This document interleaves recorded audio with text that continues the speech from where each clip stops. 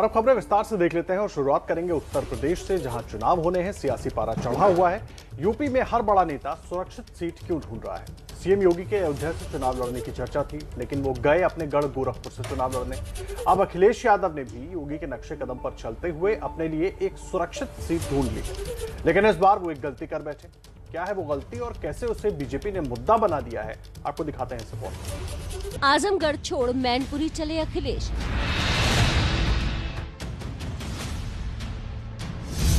Karhal seat से आजमाएंगे किस्मत, लेकिन बड़ा सवाल क्यों? इसके बारे में आपको विस्तार से बताएंगे, लेकिन पहले देखिए कैसे 24 घंटे में अखिलेश ने किया कर्म भूमि बदलने का फैसला। पहली बार विधानसभा चुनाव लड़ने जा रहे अखिलेश यादव मैनपुरी जिले की करहल विधानसभा सीट से किस्मत आजमाएंगे। करहल सीट पे चुनाव लड़ने का फैसला स्थानीय विधायक, एमएलसी, जिलाध्यक्ष और स्थानीय नेताओं से सलाह मशवरे के बाद लिया गया है। यादव बहुल इस सीट को अखिलेश यादव के लिए सबसे सुरक्षित सीट मानी जा रही है, क्योंकि ये सीट समाजवादी पार्टी के गढ़ वाली सीट मानी जाती है। अखिलेश ने चुनाव लड़ने से तो पर्दा बुधवार को ही हटा दिया था, लेकिन सीट का सस्पेंस बना हुआ था। कल जब अखिलेश फिर मीडिया के सामने आए, तब भी उन्होंने सीट का ऐलान नहीं किया। हालांकि उनके बयान से ये इशारा जरूर मिल गया कि वो एक ऐसी सीट से मैदान में उतरने वाले हैं जहां जीत की 100% गारंटी है। मैं आजमगढ़ की जनता से कहूंगा और पार्टी जहां फैसला लेगी वहां लड़ूंगा। समाजवादी पार्टी तय करेगी कहां चुनाव लड़े, लेकिन क्योंकि समाजवादी पार्टी आगे है, समाजवादी पार्टी आगे है तो आगे ही रहेंगे हम भी। अखिलेश की सीट का ऐलान होते ही बीजेपी ठीक वैसे ही हमलावर हो गई, जैसे योगी के गोरखपुर सीट से लड़ने के बाद अखिलेश थे।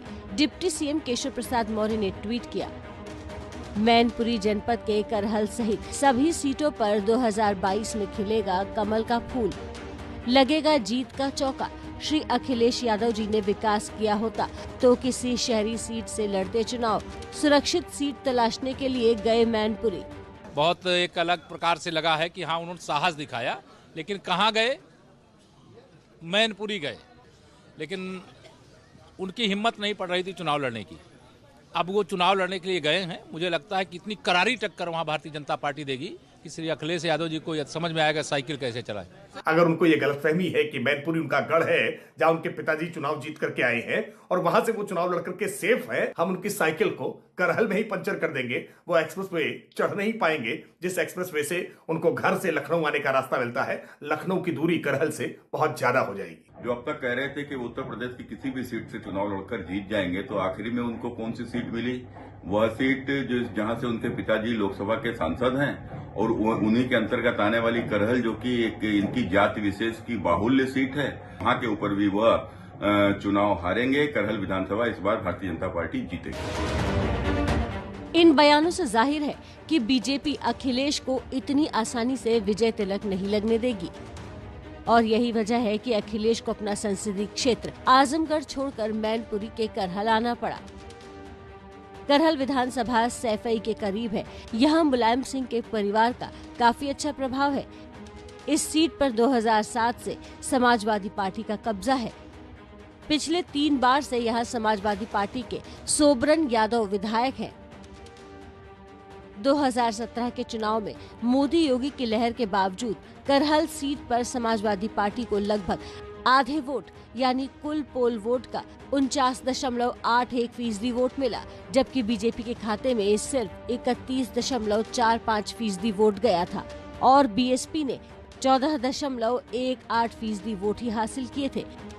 जबकि 1957 से अब तक के चुनावी इतिहास की बात करें तो करहल की सीट भगवाधारियों को कभी रास नहीं आई है। यहाँ सिर्फ एक बार 2002 में ही बीजेपी को जीत नसीब हुई थी। तो अखिलेश के चुनाव लड़ने के ऐलान के बाद आजमगढ़, इटावा, मैनपुरी, संभल की, गुन्नौर की सीटों का कयास शुरू हो गया था, लेकिन उन्होंने करहल पर मुहर क्यों लगाई, ये समझना बेहद जरूरी है। आइए आपको ग्राफिक्स के जरिए हम बताते हैं कि करहल सीट पर तीसरे चरण में मतदान होगा और जबकि सीएम योगी की सीट पर छठे चरण में मतदान होना है। यानी कि अखिलेश तीसरे चरण में फ्री होकर पूर्वांचल में प्रचार करने के लिए पहुंच सकते हैं, यहां पर ताकत झोंकेंगे। और दूसरी बड़ी वजह यह भी है कि अगर सेफ सीट ना होती तो प्रचार के लिए वक्त देना पड़ता। ऐसे में अपनी सीट के कारण दूसरे इलाकों की अनदेखी हो सकती थी। तो करहल सीट इसी वजह से अखिलेश यादव ने चुनी है। तो सीट का चुनाव हो गया है। करहल सीट का जातीय गणित आखिर कैसे अखिलेश यादव के लिए जीत की गारंटी मानी जा रही है, उसे भी जरा आपको हम समझा देते हैं। देखिए, चुनाव आयोग के मुताबिक जो करहल सीट है, करहल में कुल वोट 3,71,000 हैं, जिसमें यादव करीब करीब 1,44,000 हैं। शाक्य वोटर यहां पर 35,000 हैं और क्षत्रिय वोटरों की संख्या 25,000, लोधी 11,000 है, ब्राह्मण वोटर 14,000 हैं इस इलाके में और जाटव 34,000 हैं। तो ये पूरा समीकरण, जातिगत समीकरण हम आपको बता रहे हैं करहल विधान सीट का। देखिए, यूपी चुनाव में एक वादे से 36 लाख वोटों का जुगाड़। क्या है अखिलेश का ये मास्टर स्ट्रोक, आपको दिखाते हैं इस रिपोर्ट में। 300 यूनिट बिजली घरेलू माफ होगी। 2005 से पूर्व कर्मचारियों को मिलने वाली पुरानी पेंशन व्यवस्था लागू की जाएगी। समाजवादी पार्टी जो कहती है वो करके दिखाती है। यूपी के चुनाव में वादों की बरसात जारी है। समाजवादी पेंशन और फ्री बिजली के बाद अब अखिलेश यादव ने वोटरों से एक और बड़ा वादा किया है। 2005 से पूर्व कर्मचारियों को मिलने वाली पुरानी पेंशन व्यवस्था लागू की जाएगी। केंद्र में भारतीय जनता पार्टी की सरकार द्वारा वर्ष 2004 में नियमावली बनाई, जिसके आधार पर अप्रैल 2005 के बाद नियुक्त शिक्षक और कर्मचारी की मासिक पेंशन की योजना समाप्त की गई। मुझसे लगातार तमाम कर्मचारी और शिक्षक संगठन मिले और उन्होंने पूर्व की भांति पुरानी पेंशन योजना लागू करने की मांग करी। इन लोगों ने लगातार आंदोलन और धरना प्रदर्शन किया, लेकिन इस कर्मचारी विरोधी सरकार ने इनकी बात नहीं सुनी। अब आपको अखिलेश के इस ऐलान से जुड़े वोटों के अंकगणित को समझाते हैं। अखिलेश की माने तो 2005 से बंद पेंशन को बहाल करने से 12 लाख सरकारी कर्मचारियों को सीधे सीधे फायदा होगा। अखिलेश के इस ऐलान के बाद से कर्मचारी के परिवार में वोट देने वाले 3 लोग भी प्रभावित होंगे। तो अखिलेश ने एक मास्टर स्ट्रोक से 36 लाख वोटों का इंतजाम किया है। जो भी हो, बउआ के ऐलान से कर्मचारी संगठन गदगद है। जानकारों को भी इसमें समाजवादियों के लिए फायदा ही फायदा नजर आ रहा है। लोकतंत्र में जो फर्स्ट मूवर होता है वही गेनर होता है, और अखिलेश जी ने माननीय मुलायम सिंह जी के फैसले को, अपने पिता के फैसले को पलटने की प्रतिज्ञा ली है। तो भाजपा को भी चाहिए कि बड़े दिल के साथ अटल जी के फैसले को पलट दे। अखिलेश यादव ने अगर 2022 के चुनाव को देख के ये अनाउंसमेंट किया है तो निश्चित तौर पर मान के चलिए कि उत्तर प्रदेश में भी 12 से 14 लाख के बीच में ऐसे कर्मचारी हैं सरकारी, जो 2005 के बाद सरकारी सेवा में आए हैं। तो उनके परिवारों के जो वोट हैं वो कहीं ना कहीं शेयर होंगे।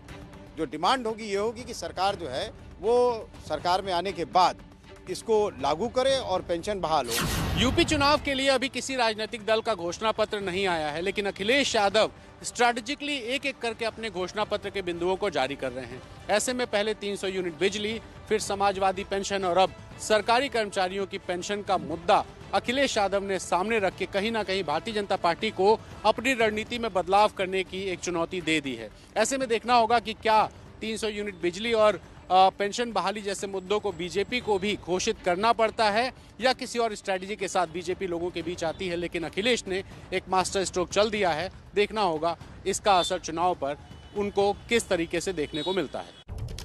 वहीं मुलायम सिंह यादव की छोटी बहू यानी कि अपर्णा यादव के बाद मुलायम सिंह यादव के साढ़ू भाई दोनों बीजेपी में शामिल हो चुके हैं और इसे समाजवादी पार्टी के घराने में बीजेपी की फूट कहा जा रहा है। तो बीजेपी को जवाब देने के लिए अखिलेश यादव भी एक के बाद एक बीजेपी नेताओं को तोड़ने के काम में जुटे हुए हैं। गोरखपुर शहर सीट पर सीएम योगी को घेरने के लिए भी बीजेपी के ही नेता की तलाश है और 2 नेताओं पर नजर है। पहला नाम है राधा मोहन दास अग्रवाल और दूसरा नाम है उपेंद्र शुक्ला की पत्नी सुभावती शुक्ला का।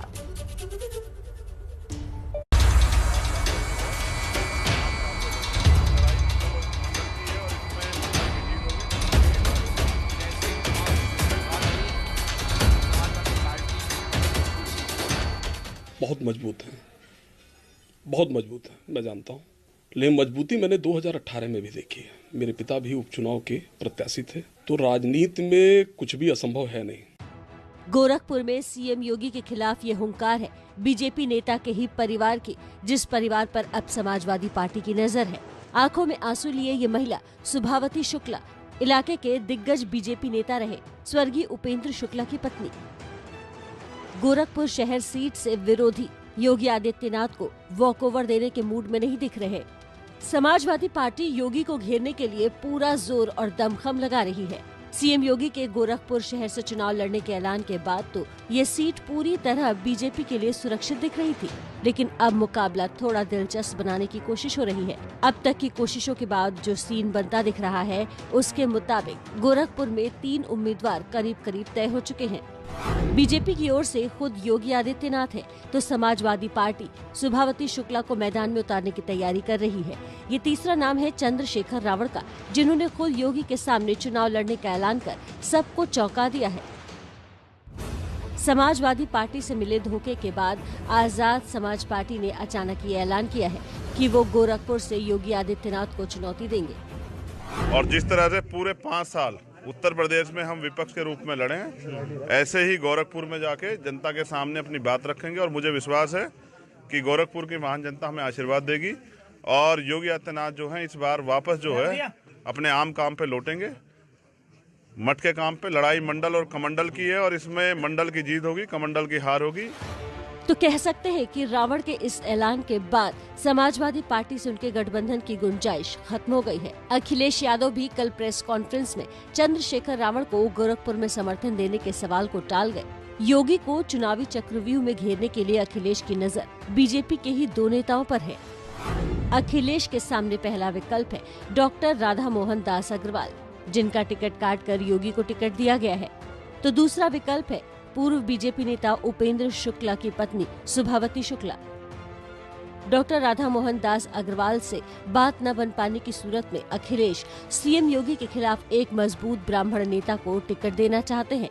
ऐसे में उपेंद्र शुक्ला की पत्नी के साथ विनय शंकर तिवारी लखनऊ तक जा चुके हैं। सुभावती शुक्ला की अखिलेश यादव से मुलाकात कराई गई। गोरखपुर के इलाके में कई सालों तक बीजेपी के नाम पर नेतागिरी करने वाले उपेंद्र शुक्ला 2018 में गोरखपुर का लोकसभा चुनाव भी लड़े। हालांकि 2019 में उनका टिकट काटकर रवि किशन को उम्मीदवार बना दिया गया। यहीं से ये परिवार बीजेपी से नाराज हो गया और उसके बाद नाराजगी तब और बढ़ गई जब उपेंद्र शुक्ला की मौत हुई और बीजेपी ने परिवार की कोई सुध नहीं ली। हमारे ही जिले के माननीय मुख्यमंत्री महोदय हैं और इस 20 महीने के दौरान मुझे लगता है कि कम से कम माननीय मुख्यमंत्री महोदय का गोरखपुर का दौरा कम से कम भी हुआ होगा तो 50 बार हुआ होगा। तमाम लोगों के घरों पे गए, एक बार भी हमारे परिवार पे कभी नहीं आया। समाजवादी पार्टी जिस सुभावती शुक्ला को मैदान में उतारना चाहती है, उनके भीतर भी बीजेपी के खिलाफ नाराजगी है। वो अपने पति को याद कर भावुक हो जाती है, कैमरे पर कुछ भी नहीं बोल पाती। हमारे पति का अनुभव रहा 42 वर्ष कोई आपके पति, थोड़ा सा हमें उनके बारे में बताएं। स्वर्गीय। नमस्ते भारत में खबरें लगातार जारी हैं और अब बात पंजाब के सीएम चन्नी की कर लेते हैं। देखिए, भांजे के कैश कांड की वजह से चुनाव से ऐन पहले चन्नी खुद विरोधियों के चक्रव्यूह में फंसते हुए दिख रहे हैं। 8 करोड़ रुपए मिलने के बाद चन्नी के भांजे पर अब गिरफ्तारी की तलवार भी लटक रही है।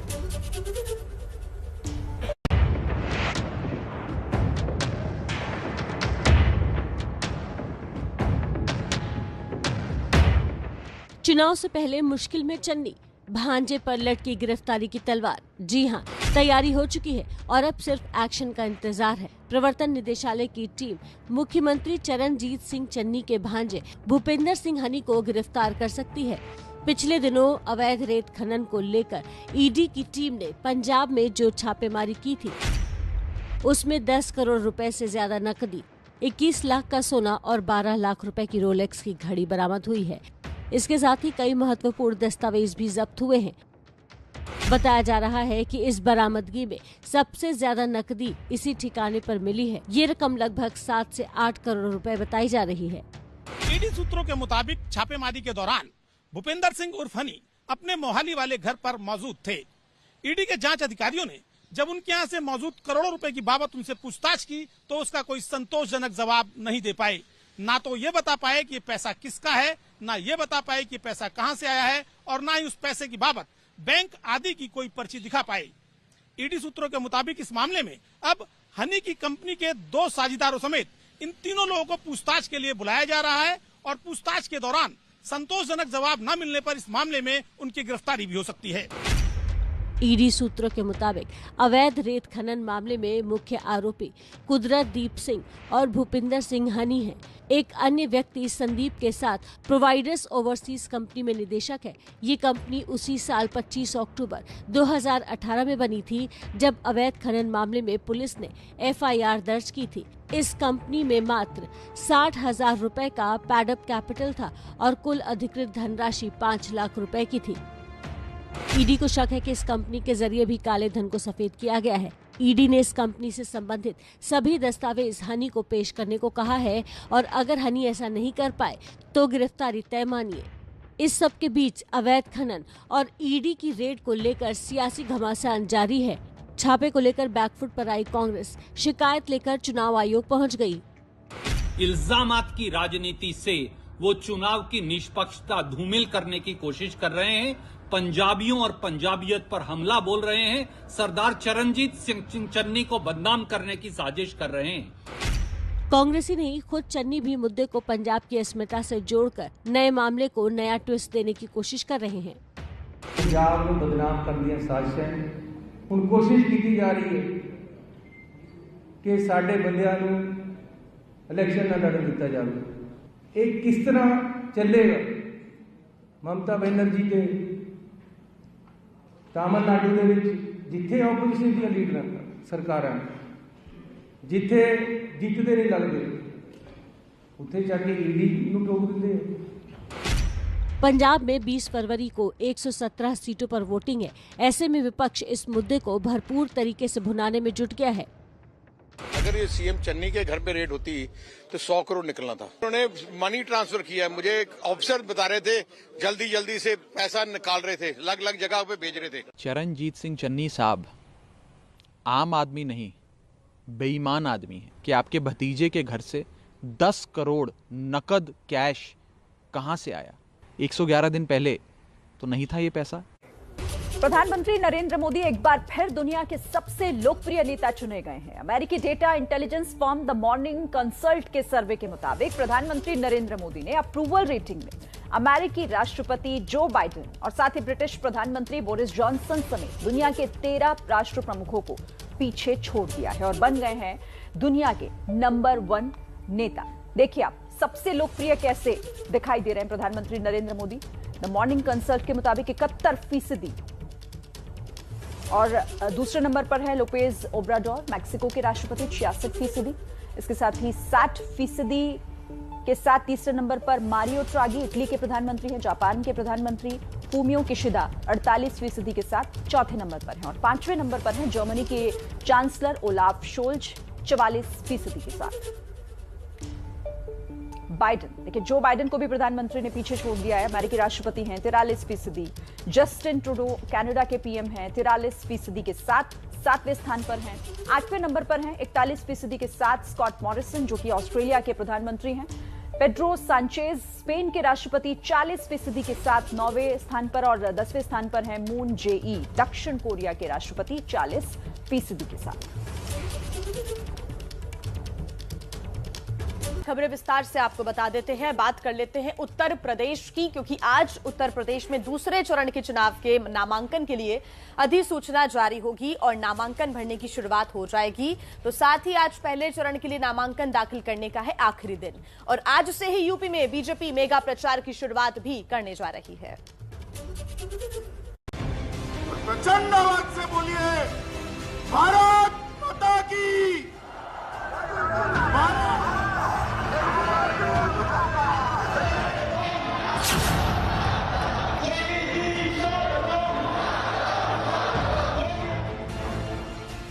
बीजेपी अध्यक्ष जेपी नड्डा, गृह मंत्री अमित शाह और मुख्यमंत्री योगी आदित्यनाथ प्रधानमंत्री मोदी के चेहरे के साथ ये तीनों नेता यूपी का रण जीतने के लिए मेगा प्रचार करने वाले हैं और आज से ही उसकी शुरुआत होने वाली है। ये तीनों बड़े नेता यूपी में बीजेपी का चुनावी शंखनाद करने वाले हैं। तीनों का दिन भर का शेड्यूल काफी व्यस्त है। अध्यक्ष जेपी नड्डा आगरा से चुनावी प्रचार की शुरुआत करेंगे, जहां वो रावली महादेव मंदिर में दर्शन करेंगे। इसके बाद नड्डा आगरा और आसपास की कई विधानसभा क्षेत्र के कार्यकर्ताओं के साथ वर्चुअल बैठक में चुनावी तैयारियों की समीक्षा करेंगे। आगरा के बाद बरेली में डोर टू डोर कैंपेन करेंगे और फिर बरेली के पार्टी पदाधिकारियों के साथ बैठक करेंगे। चुनाव आयोग के निर्देशों के मुताबिक कोविड प्रोटोकॉल का पूरा पालन करते हुए बीजेपी ने छोटी छोटी बैठकें करने की योजना बनाई है। इसके अलावा तकनीक का ज्यादा से ज्यादा इस्तेमाल करने पर जोर रहेगा। जेपी नड्डा की तरह ही सीएम योगी भी चुनावी शंखनाद करेंगे।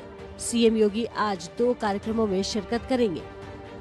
लखनऊ में सीएम योगी बीजेपी के चुनाव प्रचार रथ को हरी झंडी दिखाएंगे। बीजेपी का एलईडी रथ सभी 403 विधानसभा क्षेत्रों में पहुंचेगा। बीजेपी के संवाद समागम कार्यक्रम में शामिल होंगे सीएम योगी। वीडियो कॉन्फ्रेंसिंग से पश्चिमी यूपी के उद्योग संगठन के नेताओं से संवाद करेंगे।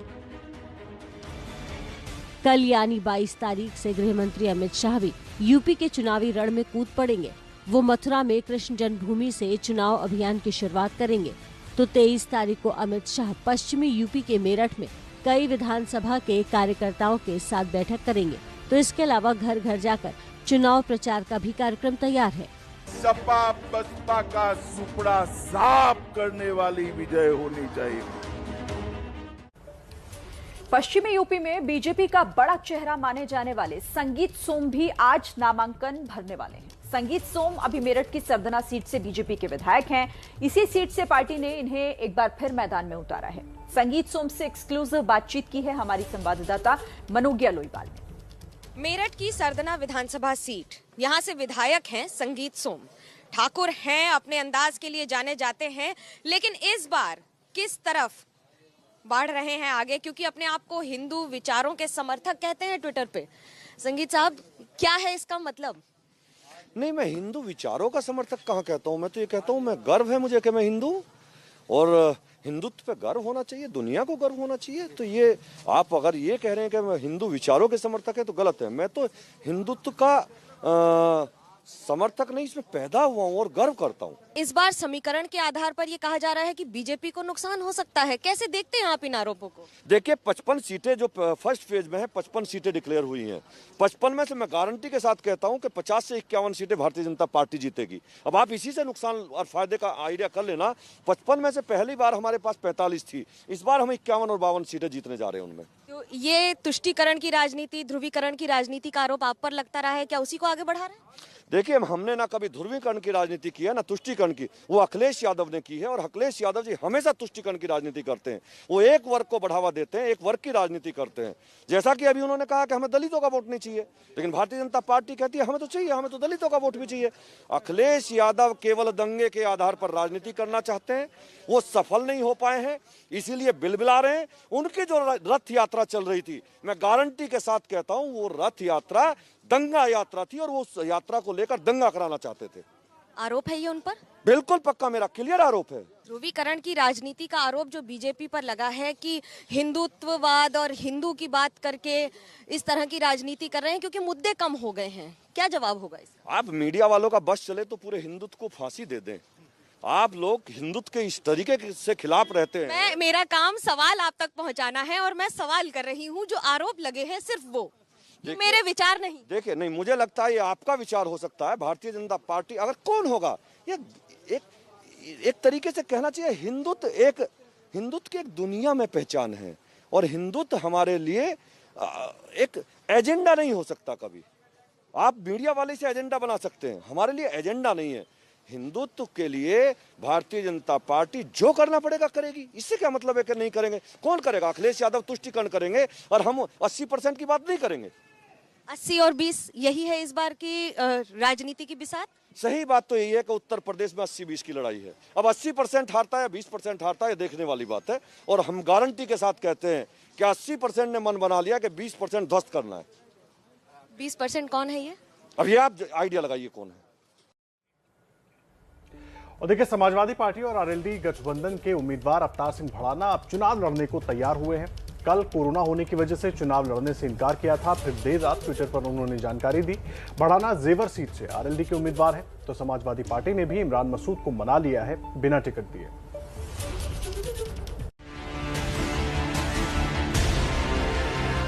पश्चिमी यूपी के बड़े नेता अवतार सिंह भड़ाना को लेकर उठ रहे हैं सवाल। क्या भड़ाना जेवर से जीतेंगे चुनाव? सवाल इसलिए क्योंकि चुनाव लड़ने पर भी भड़ाना ऊहापोह के हालत में दिख रहे हैं और जीतेगा तो वही जो मजबूती से लड़ेगा। एक दिन में ही भड़ाना के 2 बयान सामने आए। पहले कहा कि कोरोना रिपोर्ट पॉजिटिव आने के चलते वो चुनाव नहीं लड़ेंगे। देर रात करीब 11 बजे के आसपास उन्होंने ट्वीट किया और यू टर्न लेते हुए चुनाव लड़ने का ऐलान कर दिया। अखिलेश यादव और जयंत चौधरी दोनों को टैग करते हुए भड़ाना ने लिखा, हमारे पूर्वजों का गौरवशाली इतिहास रहा है। चाहे कोई भी मैदान में हो, समाज के लिए, उनके अधिकारों के लिए, गरीबों के लिए वीरता से जंग लड़ी है। कोरोना के शुरुआती लक्षण थे, लेकिन आरटीपीसीआर की रिपोर्ट में कोरोना नहीं है। लेकिन इससे पहले उनके वकील ने क्या कहा वो भी सुनना चाहिए। अवतार भड़ाना जी का मैं लॉयर हूँ और मैं ये घोषणा कर रहा हूँ कि श्री अवतार सिंह भड़ाना को कोरोना हो जाने के कारण वो यहाँ से चुनाव नहीं लड़ेंगे। ये जनहित में पब्लिक की लाइफ एंड सेफ्टी बहुत इम्पोर्टेंट है। इसको देखते हुए वो इस इलेक्शन को यहाँ से विड्रॉ करेंगे। एसपी और आरएलडी गठबंधन के वो उम्मीदवार हैं। आरएलडी ने उन्हें जेवर से चुनावी मैदान में उतारा है। उनका मुकाबला बीजेपी के मौजूदा विधायक धीरेन्द्र सिंह से है। अवतार सिंह भड़ाना ने इस बार खुद ही जेवर से चुनाव लड़ने की मांग की थी, लेकिन अब भी ये सवाल कायम है कि भड़ाना के चुनाव लड़ने की हिचकिचाहट के पीछे कौन सा दबाव काम कर रहा है। हालांकि गठबंधन के लिए ये राहत भरी खबर है कि अब वो चुनाव लड़ने को तैयार है। जैसे अवतार सिंह भड़ाना चुनाव लड़ने को मान गए हैं, वैसे ही समाजवादी पार्टी ने सहारनपुर के पुराने कांग्रेसी नेता इमरान मसूद को भी मना लिया है। अखिलेश से एक और मुलाकात के बाद ये तय हो गया कि पश्चिमी यूपी के बड़े मुस्लिम नेता इमरान मसूद समाजवादी पार्टी के साथ बने रहेंगे। मुलाकात में इमरान ने उनके सामने अपने मन की बात रखी।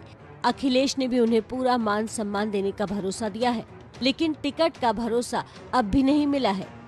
इमरान मसूद इस बार सहारनपुर के बेहट से चुनाव लड़ना चाहते हैं।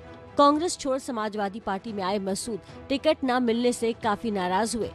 2 दिन पुराना उनका एक वीडियो वायरल भी हुआ। अरे दूसरों के पैर पकड़वा रहे, तुम मुसलमान सीधे हो जाओ, मेरे पे क्यों पैर पकड़वा रहे? सारे मेरे पकड़ते फिरेंगे। पैर पकड़वा दिए, मेरा कुत्ता बना दिया। हालांकि वायरल वीडियो में ये गुस्सा अखिलेश के साथ दूसरी मुलाकातों से पहले का है, लेकिन लगता है कि अखिलेश ने ये गुस्सा शांत कर दिया है। और वहीं बीजेपी ने समाजवादियों के घर में एक और सेंधमारी की। बहू अपर्णा के बाद मुलायम सिंह यादव के साढ़ू प्रमोद गुप्ता ने गुरुवार को बीजेपी का दामन थामा, जो 2012 से 2017 हद तक एसपी के विधायक भी थे, लेकिन अब पार्टी से नाराज हो गए हैं। कह रहे हैं कि अखिलेश किसी की सुनते नहीं हैं, तो अखिलेश ने भी जवाब में बीजेपी पर पलटवार किया।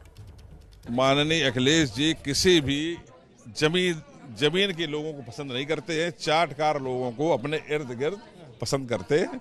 यही कारण है कि चाटकार लोगों ने उनको घेर रखा है और उनका कहना है उत्तर प्रदेश का बनिया मुझे वोट ही नहीं देता।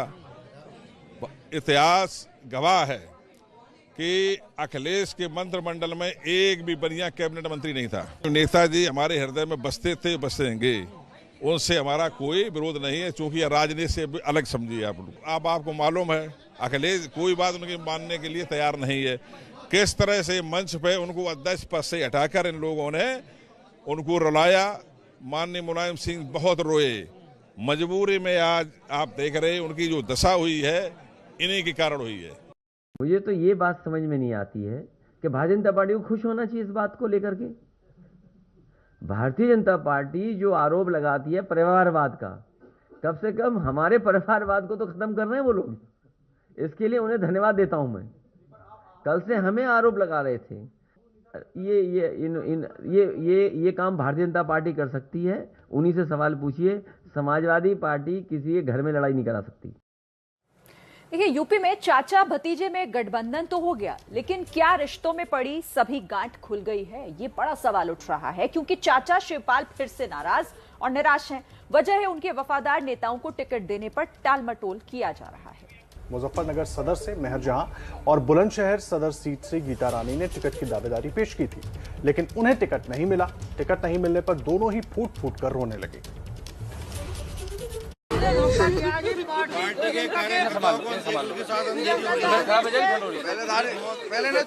आप देख रहे हैं कैसे ये महिला फूट फूट कर रो रही है। अब आप सोच रहे होंगे कि आखिर इस महिला को हुआ क्या है जो दहाड़े मार मार कर रोए जा रही है। इनके रोने की वजह दिलचस्प है, खुद इन्हीं से सुनिए। रोते बिलखते बता रही हैं। ऐसा क्या हुआ जो मेरा टिकट काट के जो है मुझे नजरअंदाज कर दिया गया, ऐसी क्या वजह बनी? तो ये सब चुनाव का चक्कर है, टिकट की चाहत में मिली निराशा का नतीजा है। महिला का नाम मेहर जहां है, जो कांग्रेस पार्टी से जुड़ी है, इसी उम्मीद में कि कांग्रेस मुजफ्फरनगर सदर से उम्मीदवार बनाएगी, लेकिन ऐसा नहीं हो पाया। और फिर क्या था, लगी दहाड़े मारने, अपना दुखड़ा सुनाने और साथ ही साथ कांग्रेस महासचिव प्रियंका गांधी पर आरोप भी मढ़ दिया। प्रियंका दीदी ने एक नारा दिया कि लड़की हूँ लड़ सकती हूँ।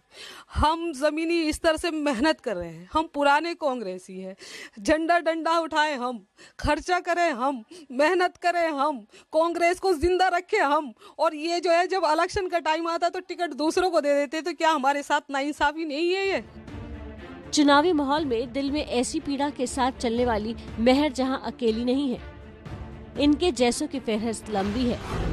मेहर जैसा ही कुछ हाल बुलंदशहर की कांग्रेस नेता गीता रानी शर्मा का भी है। गीता अपना दर्द बताते बताते फपक पड़ी। गीता कहती हैं कि वो पैदाइशी कांग्रेसी हैं, उनके परिवार ने कांग्रेस के लिए शहादत तक दी है, फिर भी उन्हें नजरअंदाज किया गया। गीता आगे कहती हैं कि टिकट सर्वे के आधार पर होना चाहिए, मेहनत के आधार पर होना चाहिए।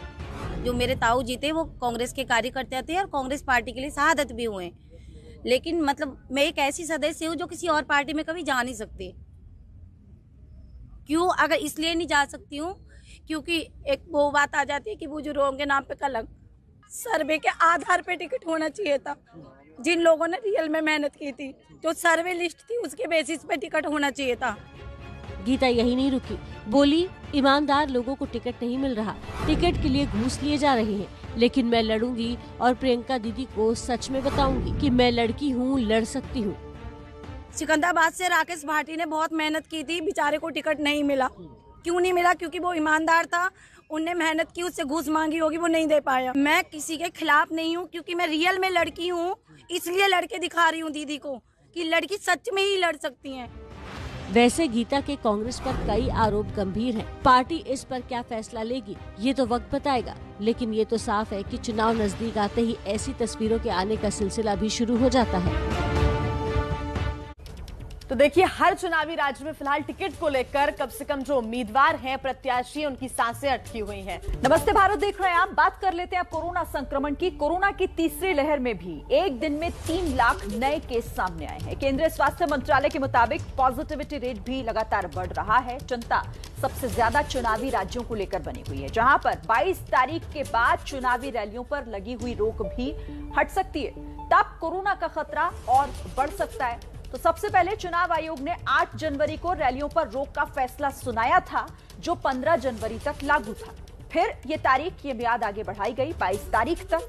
अब एक नजर डालिए आप 5 में से उन 4 चुनावी राज्यों के आंकड़ों पर, जहां 8 जनवरी के बाद रैलियों पर रोक के बावजूद कैसे मामले बढ़े। देखिए, 8 जनवरी नए मरीज उत्तर प्रदेश में 6411, इसके बाद 15 जनवरी 15,795 और 20 जनवरी को यह आंकड़ा है 18,554 नए मरीज उत्तर प्रदेश में। दूसरा चुनावी राज्य उत्तराखंड, 8 जनवरी को यह संख्या 1560, 15 जनवरी को 3838, 20 जनवरी को 4818। लगातार मामले बढ़ रहे हैं। उत्तराखंड की ये तस्वीर है। इसके बाद पंजाब का जिक्र कर लेते हैं। 8 जनवरी 3643 थे, 15 जनवरी को 6883 हुए मामले, 20 जनवरी को 7862 नए मरीजों की संख्या। चुनावी राज्यों में कोरोना की रफ्तार कैसे बढ़ रही है लगातार। और अब बात गोवा की भी कर लेते हैं। तो गोवा में नए मरीज 1789, 8 जनवरी का आंकड़ा है। 15 जनवरी को यह संख्या और बढ़ी। चुनावी राज्यों में कोरोना की रफ्तार लगातार बढ़ रही है और ये बता रही है कि कैसे संक्रमण पर रोक लगाना जरूरी है। 3200 74 केस 15 जनवरी को, और ये आंकड़ा और बढ़ा 20 जनवरी को 3,390 मरीजों को। और देखिए 20 जनवरी का आप संक्रमण दर देखिए, यहां पर 38.8% संक्रमण दर, जो जिसमें इजाफा लगातार हो रहा है। पॉजिटिविटी रेट जो है वो बढ़ रहा है चुनावी राज्यों में, और इसीलिए ये सवाल उठता है कि क्यों ना इस मियाद को, जो कि बड़ी रैलियों पर रोक अभी बनी हुई है, उसे आगे बढ़ाया जाए। देखिए, दिल्ली में कोरोना की रफ्तार कम हो रही है। नए केसों का आंकड़ा कंट्रोल में दिख रहा है, पर पिछले 24 घंटे में मौत के आंकड़ों ने पिछले 7 महीने का रिकॉर्ड तोड़ दिया है। हालांकि स्वास्थ्य मंत्रालय का यह दावा भी है कि कोरोना से गंभीर हालात और मौत के आंकड़े दूसरी लहर से बहुत कम हैं। दिल्ली में कंट्रोल कोरोना, तारीख 20 जनवरी 12,306, 19 जनवरी 13,785। दिल्ली में पिछले 24 घंटे में कोरोना के नए मरीजों की संख्या 12,306 रही, जो एक दिन पहले के आंकड़े की तुलना में थोड़ी कम है। नए कोरोना केस के साथ साथ दिल्ली में अब कोरोना केस संक्रमण की दर में भी कमी आ रही है। अब 21% तक जा पहुंची है, जो कुछ दिनों पहले तक 31% के करीब पहुंच गई थी। लेकिन दिल्ली में कल कोरोना से होने वाली मौत के आंकड़े ने डराया। केस कम जरूर हुए, लेकिन कोरोना से 24 घंटे में 43 लोगों की मौत हुई। इस आंकड़े में चौंकाने वाली बात यह है कि ये दूसरी लहर में 10 जून के बाद मौत का सबसे बड़ा आंकड़ा है। 10 जून को दिल्ली में 44 मरीजों की मौत हुई थी। अब दिल्ली में पिछले 5 दिनों में करीब 180 कोरोना मरीजों की मौत हो चुकी है। लेकिन फिर भी राहत की बात यह है कि दिल्ली में दूसरी लहर की तुलना में तीसरी लहर में कोरोना से जान गंवाने वालों की संख्या काफी कम है। एक्सपर्ट्स की माने तो इसकी वजह टीकाकरण की तेज रफ्तार भी है, जिसके चलते लोगों को कोरोना हो तो रहा है, लेकिन वो गंभीर बीमारी या मौत के कारण नहीं बन रहे। दूसरी सर्ज की तुलना में तीसरी सर्ज में एक्टिव केसेस के मुकाबले होने वाली मृत्यु बहुत सिग्निफिकेंटली घट गई है। दूसरी सर्ज की तुलना में तीसरी सर्ज में जो वैक्सीनेटेड आबादी है वो सिग्निफिकेंटली बढ़ गई है, 2% से बढ़कर 72% हो गई है। तो हम ये बताना चाहते हैं कि वैक्सीनेशन का प्रभाव होता है। फुली वैक्सीनेटेड लोगों में जो डिजीज है वो माइल्ड या मॉडरेट लेवल तक सीमित रहती है। 94% वयस्क लोगों को वैक्सीन की पहली खुराक लगी, 72% लोगों को वैक्सीन की दोनों खुराक लग चुकी है।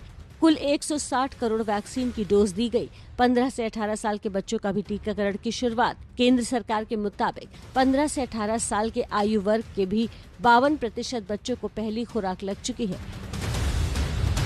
तो इसके अलावा देश में health care worker, frontline workers और बुजुर्गों को बूस्टर डोज भी दी जाने लगी है। इन सब कोशिशों से उम्मीद है कि जल्द ही कोरोना हारेगा। और कोरोना की तीसरी लहर के बीच महाराष्ट्र सरकार ने 1 से 12वीं क्लास तक के स्कूल खोलने का फैसला किया है। बड़ी खबर इस वक्त आपको बता रहे हैं, 24 जनवरी से स्कूल खुल जाएंगे। कोविड टास्क फोर्स और अभिभावक शिक्षक संघ के साथ बैठक के बाद खुद सीएम उद्धव ठाकरे ने फैसले पर मुहर लगा दी है। महाराष्ट्र शिक्षा मंत्री वर्षा गायकवाड़ के मुताबिक स्कूल खुलने के बाद सभी एसओपी का पालन किया जाएगा। जो गाइडलाइंस है उनका पालन करना होगा, जैसे बच्चों को मास्क पहनना, सैनिटाइजर का इस्तेमाल करना, सोशल डिस्टेंसिंग का पालन करना, इन तमाम बातों का ध्यान रखना जरूरी होगा। राज्य में कोरोना के ओमिक्रॉन वेरिएंट का संक्रमण बढ़ने के बाद स्कूल्स बंद कर दिए गए थे, लेकिन अब 24 जनवरी से राज्य में एक बार फिर स्कूल्स खुल सकेंगे। तो देखिए, कोरोना के बाद बात अब कर लेते हैं यूपी चुनावों की, जहां पर चुनाव के चलते चाचा भतीजे की पार्टी में गठबंधन तो हो गया, लेकिन क्या रिश्तों में पड़ी सभी गांठें खुल गई हैं? ये एक बड़ा सवाल उठ रहा है, क्योंकि चाचा शिवपाल फिर से नाराज और निराश दिख रहे हैं। वजह है उनके वफादार नेताओं को टिकट देने पर टालमटोल किया जा रहा है। छोटी बहू एसपी छोड़ बीजेपी में गई, मुलायम के साढ़ू एसपी छोड़ बीजेपी में गए। अब क्या चाचा भतीजे में भी फिर होगा अलगाव?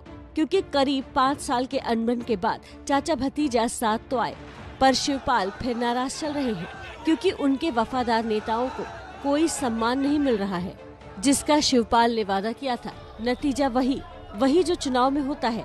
बीजेपी शिवपाल के करीबी नेताओं पर डोरे डाल रही है। हमारी मुलाकात किसी भी भारतीय जनता पार्टी के बड़े नेताओं से नहीं हुई। क्षेत्रीय कार्यकर्ता हमसे कहते थे कि आप पार्टी ज्वाइन कर लीजिए, तो हमने कहा पार्टी ज्वाइन नहीं करेंगे, और हमने पार्टी आज तक ज्वाइन भी नहीं किया। ये शिव कुमार बेरिया है, शिवपाल के उन वफादार नेताओं में से हैं जिन्होंने चाचा भतीजा की लड़ाई के वक्त चाचा का साथ दिया था। अब इन्हीं की वजह से शिवपाल निराश है, क्योंकि अखिलेश यादव की ओर से बेरिया जैसे उनके करीबियों को टिकट पर टाल मटोल किया जा रहा है। गठबंधन के बाद उन्होंने हम लोगों से यही कहा था कि आप सब लोगों के नाम भेजे गए हैं। हाँ, हम सब लोगों ने, और वो ये सही भी है कि उन्होंने नाम भेजा है, लिस्ट में हम लोगों का नाम था। अब उस नाम पर क्या चर्चा हुई, क्या बात हुई, उन्होंने मना कर दिया टिकट देने से, इस बारे में चूंकि हमें जानकारी इसलिए नहीं है कि शिवपाल जी लिस्ट देने के बाद थोड़ा सा मतलब बहुत निराश जैसे थे। चाचा और भतीजे की जोड़ी जब एक हुई तब यूपी में सियासी संदेश गया था कि भतीजे अखिलेश चाचा का पूरा सम्मान करते हुए उनके सियासी सुरमाओं का भी ख्याल रखेंगे। इसके लिए शिवपाल को 6 से 8 सीटों की जरूरत थी, पर सूत्रों के मुताबिक अखिलेश 1-2 सीटों से ज्यादा देने के मूड में नहीं है। नतीजा शिवपाल के करीबियों को अपने राजनीतिक करियर की चिंता सता रही है। जानकारों की माने तो ये सभी दिग्गज नेता शिवपाल यादव के पुत्र मोह का शिकार हुए हैं। ऐसे में ये दिग्गज लोग बिल्कुल साइडलाइंड हो गए हैं। समाजवादी पार्टी उनको पूछ नहीं रही है। शिवपाल ने उनको बिना विश्वास में लिए सारी बातचीत कर ली है। शिवपाल को अपना पुत्र मोह एकदम से आ गया, तो ऐसे में वो तो निश्चित तौर पे ही ठगा हुआ महसूस कर रहे हैं, इसीलिए वो अपनी राजनीतिक जमीन तलाश रहे। ये ना हो जाए कि शिवपाल ही कुछ करवट बदल ले, जैसा कि लक्ष्मीकांत वाजपेयी ने संकेत दिया था।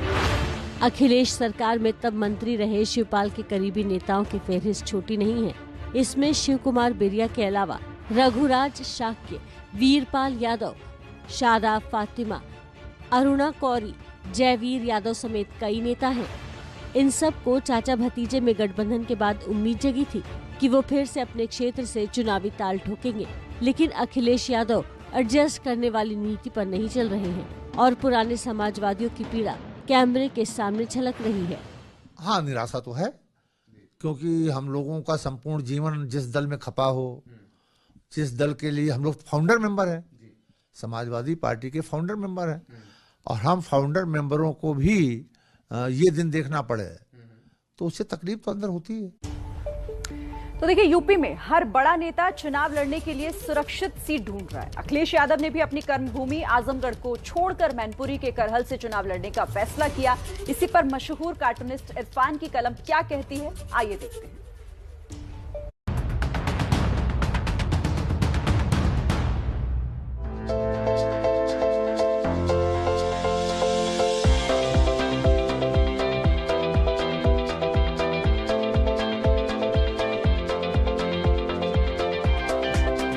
अब जन सेवा चुनाव लड़ने का मापदंड नहीं रहा।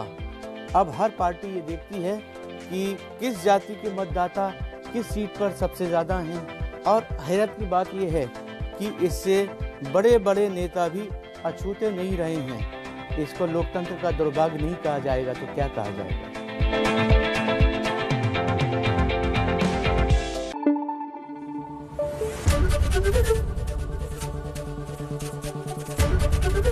एबीपी न्यूज आपको रखे आगे।